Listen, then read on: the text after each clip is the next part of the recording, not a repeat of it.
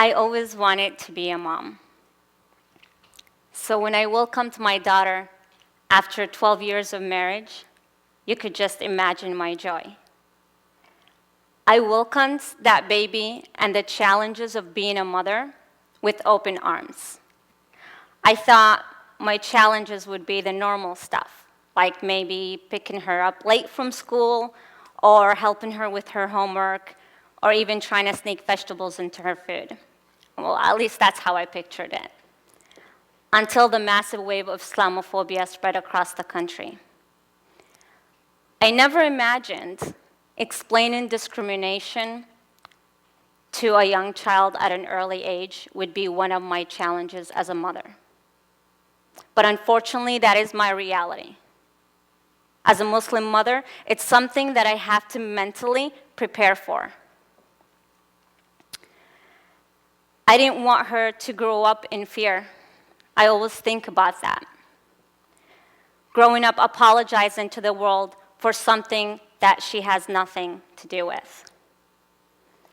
I don't want her growing up afraid of the backlash that Muslim receives every time there's a terrorist act. I don't want her growing up seeing the fear, disgust, and disappointment on my face every time I hear a headline news of someone hijacking our faith. I want my daughter to grow up being judged based on her character and not based on her religion. Is that too much to ask for? Her life should be living it defined by the way she chooses her choices and how she lives it, and not by her faith and those who practice it. She should not be judged by the way the media negatively portrays her faith. See, when I was young, my father thought it was best to move me to Palestine. But I was born in Washington State, here in the US. He wanted to move us to a country where he was born and raised. After high school, I came back to the US. And it became obvious to me that something screams about me, I'm not American enough. This common question that I always get, so where are you from? And when any of the states that I lived most of my life in is not satisfying enough, they would like to move to the next question that to them is probably more clarifying. So where were you born? And you could just imagine the look on their face when I say, Washington State. Something about me screams, I'm not American enough. I don't know if it's the way I look, my skin color, my height, or my accent, which I don't think I have one, by the way. But I'm still trying to understand what American should really look like. See, the world that we live in is not what I imagined my daughter would grow up in. This world seemed to be filled with stories of hate. In Texas, a high school student was sent home for building an alarm clock. Imagine your kid, excited to wake up in the morning to go to school so he can show his teacher an alarm clock that he spent hours building, just to be handcuffed moment after and taken to jail. In Philadelphia, a guy was questioned for doing math problems on the plane. I never thought math problems can be that scary. But if you are a Muslim, it can take a whole new meaning. Another person who was asked to be removed from the airplane as well because he chose to speak Arabic on the phone with his family member as he was boarding his flight. Imagine sitting hours in the airport, looking forward to go to your family, just to be asked to leave the airplane because you spoke language that the people around you are not comfortable with. Unfortunately, these stories gradually taken from disappointment sad frustration insults to now becoming physical assaults. There's this story in San Diego that profoundly touched me because it's a mother.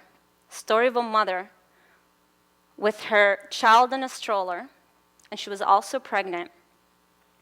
And she was attacked because she covers up, she wears a hijab, and her stroller was shoved into her stomach. Imagine how afraid she was, not just for her life, but for her child watching this happening. I'm sure the physical scars was healed, but the emotional scars stays with you forever. Discrimination scars stays with you forever. And then it goes from physical assault to, unfortunately, gunshot and killing.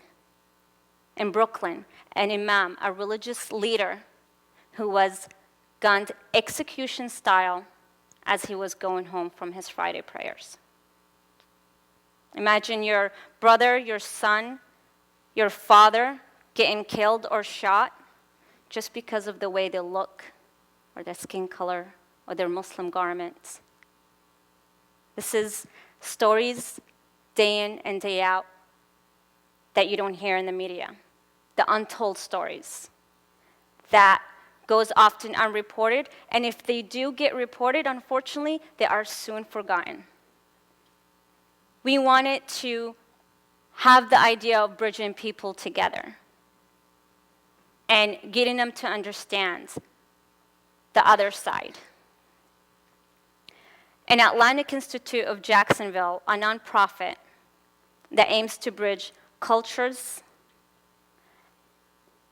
and faith together, decided that what better way to bring everyone together in one room, Muslims and non-Muslims, than to have them all invited to a Ramadan iftar dinner. We thought, hey, it's great conversation, great foods, and maybe some good laughs. Muslims and non-Muslims sat side by side, having a great conversation, listening to a funny speaker as he was connecting the similarity of our world today with his favorite movie, The Lord of the Rings, while we're eating delicious samosas and having delicious baklava. That was great to see. I saw in that room the mutual respect and the trust between us. I think the non-Muslim friends realized at that moment that we're not the boogeyman after all. I needed people to understand that we are also American. I am American. I was born here, so I'm American by birth, Palestinian by blood, and Muslim by faith. And I'm proud to be all of those. And I want my daughter to feel proud too. See, this is America, the land of free. The freedom that should not limit me to pass along to my daughter my language, my culture, or my faith. One of the moments that I felt very proud of is when Jacksonville, Florida State College approached me and said, hey, we are having a discussion about refugee crisis and we would like you to be one of the panelists over there. And I said, wow, that's great. We're actually going to talk about real things that's happening, real crisis. And I saw people, their concern, have questions and afraid of the unknown. It was a great event, and people left with a great understanding of what it takes, of the process of becoming a refugee and the asylum process. And they also understood that they are afraid and they need our help as much as we do. See, this is not a blueprint for all the answers, but it's a start. There isn't a day that goes by where I don't look at my daughter and wonder what kind of a world she's living in now. What is it going to be like for her when she grows older. She was born here. She's half Palestinian, half Indian, and full Muslim. Oh yeah, I said Indian. I thought, why not? Let's complicate things a little bit more and add Indian to the mix. But I knew that there's definitely hope. Each of us here have the answers to that.